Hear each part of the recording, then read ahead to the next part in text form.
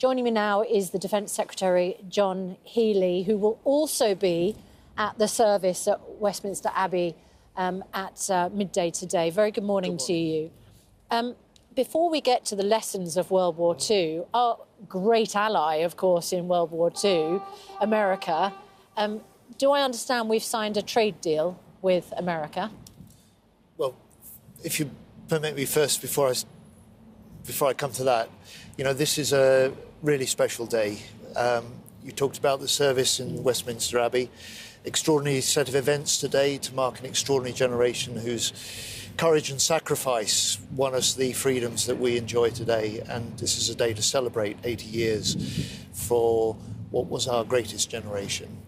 And as far as any discussion about a US trade deal, I think what this reminds us, of course, is that the US, just as it was 80 years ago, is our closest ally on national security, but also on economic security. And since Keir Starmer went out to the White House in February, our negotiators have been working hard with the US to try and secure an economic deal. Ministers like me have stepped back to give those negotiators the space to get the best possible deal. So if there's any update, that'll be from the Prime Minister. If there's any announcement, that'll be for the President Trump later today. OK. Do you understand that this might mean we won't be subject to tariffs? Do you know what we might have conceded in order to get a very important trade deal, as you say? Well, having given the negotiators throughout this process the space to do the deal and not offered a running commentary, any comment now on content or timelines really are not for me, and I won't comment further. OK, so we can confirm there's a trade deal. We don't know what the details are, but they will be announced later. Talk to us about defence spending. We spoke to a 104-year-old former RAF pilot, Colin Bell, earlier on this week, who was pleading for more money to go into defence. Now, you are committing to more defence spending, aren't you? But it's nowhere near what the target is, ultimately. Well, we've put £5 billion extra into defence this year. We went into the election promising the country that we'd increase defence spending to a level we haven't seen in this country for 15 years. We will do that 3 years earlier than anyone expected, and then we'll take it up even further in the next Parliament. And this is certainly about how much we need to spend to meet the threats that we face, but it's also about how we spend it. And the Prime Minister today will also be speaking at a defence conference, and he'll be saying, look, our defence spending is about reinforcing our defence and our national security, but we'll measure its success also in the British jobs and British firms that it supports for the future too. The trouble is, Defence Secretary, we are not in a position, are we, honestly, to be able to fight a war if we needed to at this point? If we needed to fight tonight, our forces would do the job. They are highly professional, they're well equipped. But it's absolutely the case that the threats we face require us to do more. And it is the case that, I'm sad to say, for the last 14 years, our forces have been hollowed out and underfunded. We've committed to turn that round. We will increase defence spending.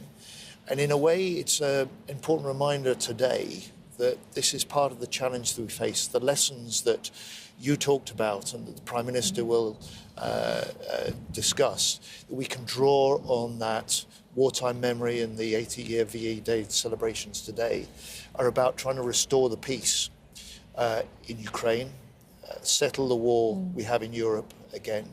But by increasing defence spending alongside our allies, we reinforce the strength of European security, and we will continue to lead those efforts to support Ukraine, both while they're fighting and while they're negotiating. On the other hand, you have this hugely upsetting, controversial policy of withdrawing the Winter Fuel Allowance from most pensioners. And one of the veterans that I've been speaking to said that when that was withdrawn, they were left speechless. So you said that you had to justify that originally because you were left a £22 billion black hole. People will say, yes, but you found billions for defence. Why did you have to take the Winter Fuel Allowance away from pensioners, including many of the veterans we're speaking to? Well, just to be clear, the increase in defence spending that we will put in place to meet that election pledge to raise it to 2.5% of what this country produces is money that we will take out of overseas aid. That's a tough decision to take, but it meets the needs. So you chose to do that, but you will know that your opposition parties are saying, well, they would take money from overseas aid in order to restore the winter fuel allowance. So how come those pensioners weren't given that grace, as they might see it? Whatever anybody else says, we are doing that, and that's because we need to increase defence spending. Yeah, but I'm now talking about the winter fuel allowance. And on the winter fuel allowance, you're quite right. We were left with a really serious mess in the public finances when we came into government.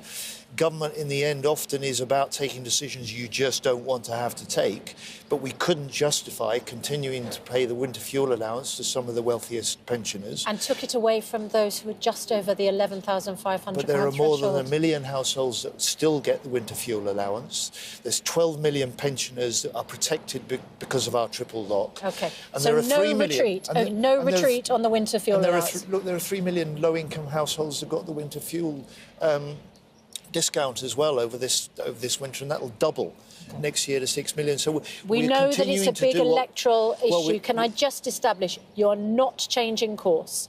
You're going to maintain that withdrawal of the winter fuel allowance from most of our pensioners.